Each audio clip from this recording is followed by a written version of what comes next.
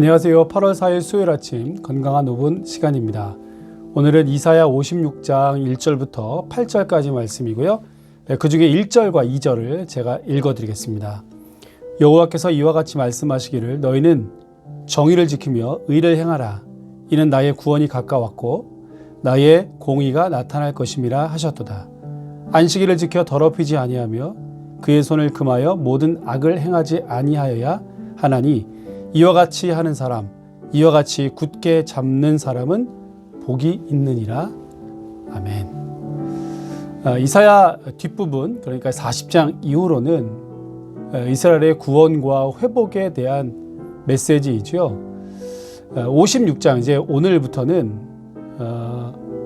그 하나님의 구원 사역들이 이루어진 이후에, 그러니까 멸망하여 포로로 잡혀가고 그 기간들을 잘 마치고 나서 다시 고향으로 돌아왔을 때 어떻게 해야 하는가? 이렇게 회복되고 구원받은 하나님의 백성은 어떻게 해야 하는가를 말씀해 주고 있습니다. 자, 그것은 하나님의 공의와 정의를 지키고 행하라는 겁니다. 왜냐하면 하나님께서 공의로우시고 정의로우신 분이기 때문에 그렇습니다. 1절에 정의를 지키며 의를 행하라 이렇게 말씀했어요. 이제 포로로 잡혀갔다가 돌아온 이 귀한 공동체는 새로운 시대, 새로운 역사들의 주인공이 될 것인데 그 핵심은 하나님의 정의와 공의를 지키라는 것이고요. 그리고 그것의 구체적인 방법은 2절에 읽은 것처럼 안식일을 지켜서 더럽히지 않는 것입니다. 안식일을 지켜서 더럽히지 않는 것, 이것이 정의와 하나님의 공의를 실천하는 구체적인 방법이라는 겁니다. 물론 포로로 잡혀가서 성전을 잃어버렸기 때문에 이스라엘 백성들이 그럼에도 불구하고 하나님을 잃어버린 것인가? 그렇진 않습니다. 포로로 잡혀가서 회당이라고 하는 것을 만들어서 거기서도 제사했죠. 또 멸망 전에 이스라엘 백성들이 안식일을 지키지 않은 것이 아닙니다. 안식일을 빼먹은 게 아닙니다. 제물 드리는 것, 예물 드리는 것에 소홀하지도 않았습니다.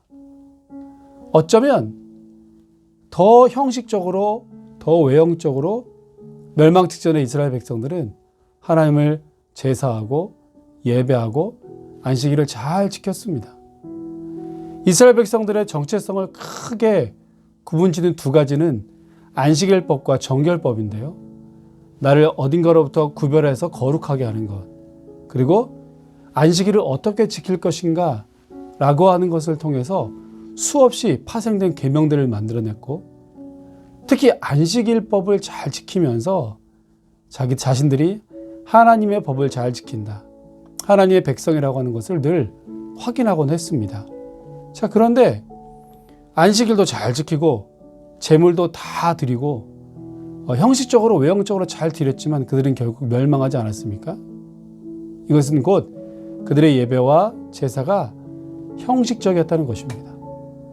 안식일에만 거룩한 척, 구별된 척 하면서 일상생활에서는 정의와 공의를 다 빼앗겨버리고 이 정의와 공의를 무너뜨리고 약자들과 가난한 사람들, 병든 자들을 착취하면서 악을 일삼았다는 겁니다.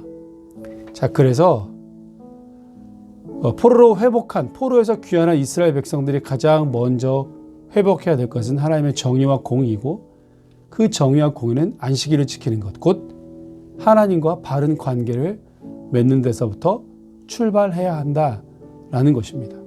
하나님과의 관계가 끊어지니까, 계명을 무시하니까, 그 계명을 지키지 않다 보니까 하나님의 마음을 잃어버리게 되고 약자와 가난한 자, 병든 자들을 돌보지 않았다라는 것이죠. 이것이 이렇게 연결되어 있는 것입니다. 여러분, 오늘 이 시대 우리의 회복을 간구하고 그 어느 때보다 회복과 구원이 가장 필요하다고 한다면 무엇이 먼저 선행되어야 하는가? 곧 하나님을 향한 바른 예배와 거룩함입니다. 그리고 그것은 일상의 우리의 삶을 통해서 주중에, 주일이 아니라 주중에 우리의 삶을 통해서 이 하나님의 정의와 공의가 실천되어져야 할 것입니다.